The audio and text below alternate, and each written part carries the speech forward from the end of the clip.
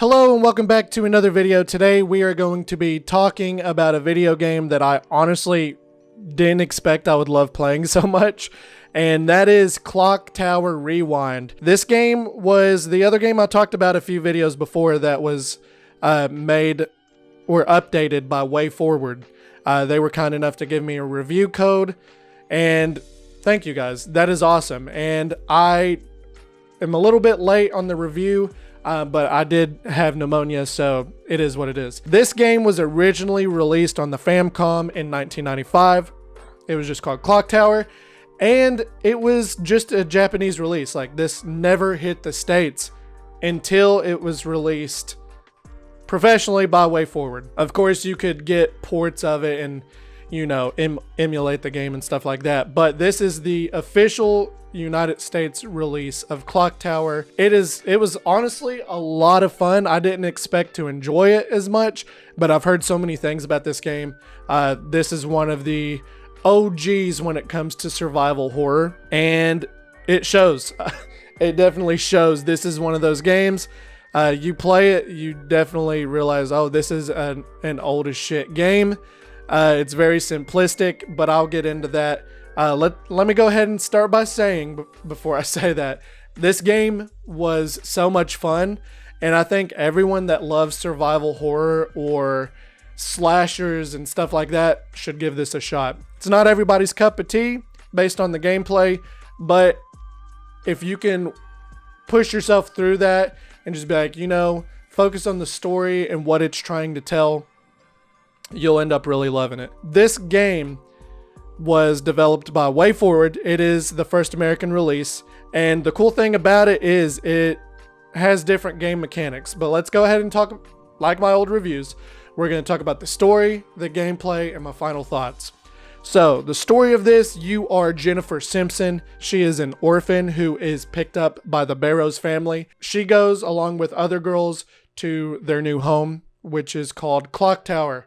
It's this big mansion that has a literal clock tower built into it. At the beginning of it, they're just like, oh, this place is crazy. It's huge. And some people are like, oh, yeah, it gives me a weird feeling. That it should, because literally as soon as the game starts, all shit goes downhill. Their little lady person, I don't know what exactly she is. I don't know if she's like their caregiver or what, Mary Barrows.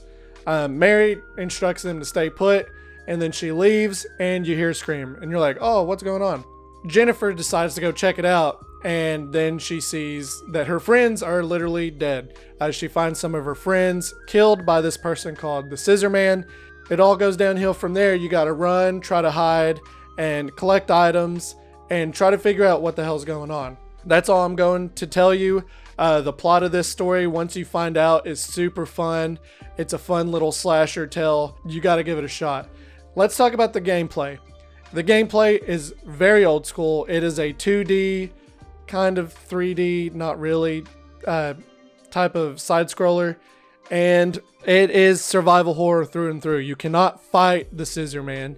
You can only defend yourself by pushing them away and collecting little items throughout to help fight against him. The Scissor Man is probably one of my favorite characters in gaming now. I think he's so cool, iconic, just really cool. He looks goofy when he chases you around, but just the story behind him and all that is really cool. But you're sitting there trying to solve this mystery, and while you're solving the mystery, you gotta collect items. It's more of a clicking adventure. You got to click around the different screens to find the different keys and objects. I'm going to go ahead and be straight up honest with you. It's not going to be everyone's cup of tea.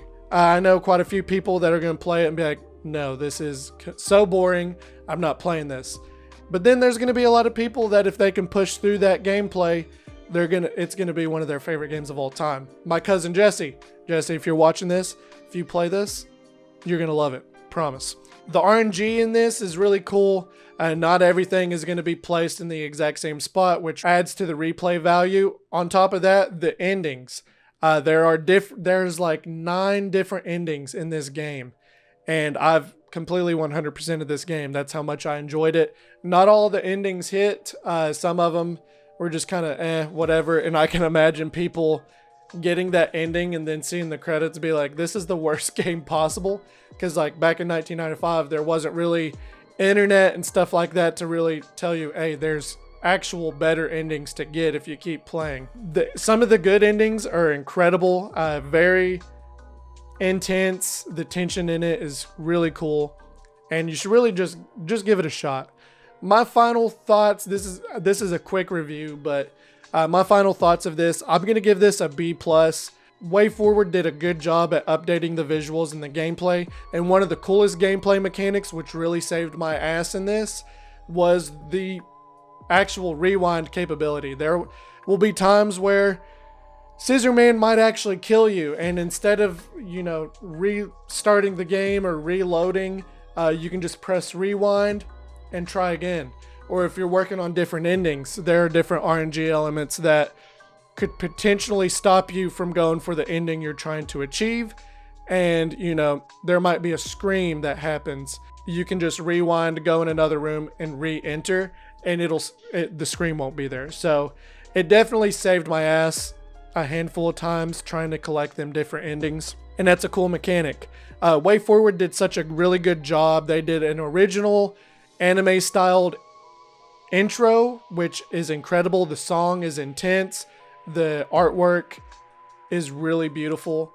The soundtrack that they did was really cool. It comes with a full-on interview with the original director of the game, and it has like a little museum of like the game case and different stuff like that. WayForward did a fantastic job preserving this game, and I'm so glad to be able to play it for the first time in my life. You know, I've heard it, being a survival horror fan, I've heard of this game for many years. Never really looked up into it. I knew of Scissor Man and stuff like that, but actually playing it, it was such a privilege to be able to do, and I can understand why it's such a cult classic, especially over in Japan. You know, I would give it a higher score, but the only reason I'm not giving it a higher score is based on the fact that it's 2024, and I don't think a lot of people are going to give this game a chance. They should, 100% should, because me personally would give it an A. Giving it like on like if other people should play it, it's a B+. It can be hit and miss, and it's up for you to do it. Look up some gameplay, look up some more reviews, come up with your own opinion. That's all I gotta say. But that's all we're going to be talking about today. If you've played Clockwire Rewind, whatever. If you've played Clock Tower Rewind, what do you think of it? Let me know your thoughts down in the comments below. Be sure to drop a like and subscribe to the channel if you haven't already. And until next time, take it easy, bubs.